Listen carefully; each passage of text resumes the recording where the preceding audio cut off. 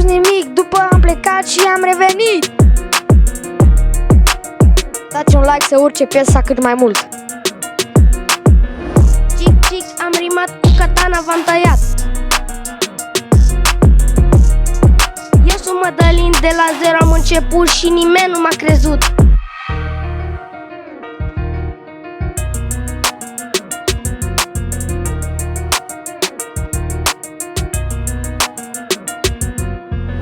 Acum o să vă dovedesc cine sunt cu adevărat. Sunt un erou adevărat, cu katana m-am luptat. Am venit, v-am gândat și v-am apărat. O să vin înapoi și asta vă promit. Am dat cu fumigena, după fum am apărut.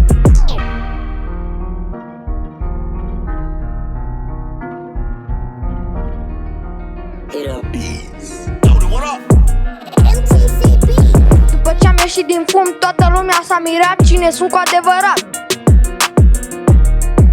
Eu am crescut pe YouTube, în anul ăsta am rupt ea. Pe toți i-am distrus, nu mai am ce să le spun ea. Eu am katana, nimeni nu mai are, puterea mea e foarte mare.